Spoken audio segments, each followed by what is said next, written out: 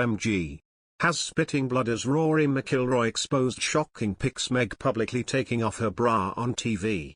Meghan Markle's Archetypes podcast is back, and it's another fascinating one.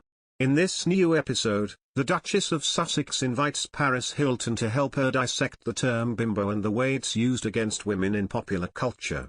To illustrate this phenomenon, Markle uses her experience on the game show Deal or No Deal, and remembers how objectified she felt while filming it, because of how closely her appearance was monitored, and how little anything else matters to the producers. The other night, I was flipping through the channels on TV. This, by the way, is a rarity when you have two children under the age of 4, but I saw an episode of a game show called Deal or No Deal, the Duchess says to introduce the episode. This brought back a lot of memories. Back in 2006, I had a short stint as a briefcase girl on the US version of the game show. Now, my experience on the show, which included holding said briefcase on stage alongside 25 other women doing the same, it was, for me, fascinating. I had studied acting in college at Northwestern University, and like a lot of the other women standing on stage with me, acting was what I was pursuing. So while Deal or No Deal wasn't about acting, I was still really grateful as an auditioning actress to have a job that could pay my bills. I had income, I was part of the union, I had health insurance, it was great. But the Duchess couldn't help but compare this experience with her time interning at the US Embassy in Buenos Aires, and notice how she was valued for her mind while she was there. At Deal or No Deal, I was being valued for something quite the opposite, she explains. I mean, you have to imagine, just to paint the picture for you, that before the tapings of the show, all the girls, we would line up, and there were different stations for having your lashes put on, or your extensions put in, or the padding in your bra. We were even given spray tan vouchers each week, because there was a very cookie-cutter idea of precisely what we should look like. It was solely about beauty, and not necessarily about brains.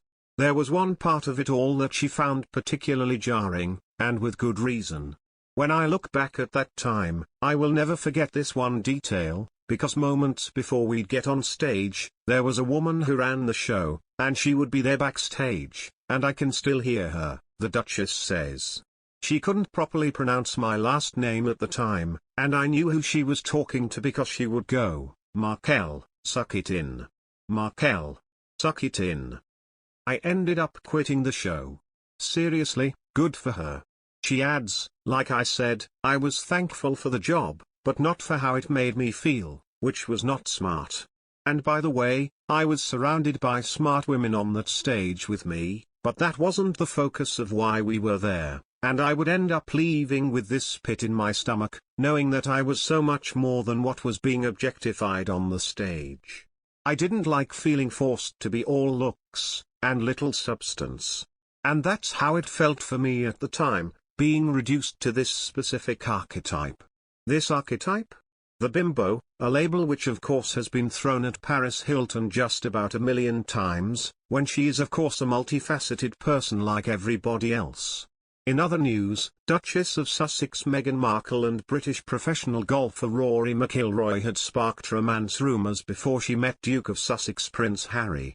According to a report by the Express UK, the 33-year-old golfer sparked rumours that he was dating the former Suits star after their joint social media challenge before she met her now husband Prince Harry. As per the report, Meghan Markle took part in the Ice Bucket Challenge after Rory Mcilroy nominated her in 2014. She accepted the golfer's challenge and threw a bucket of water over her head. Later, they were also spotted enjoying a meal in Dublin. Fans of Meghan and Rory Mcilroy started speculating they could be dating. However, they had dismissed dating rumours and confirmed they were nothing more than friends.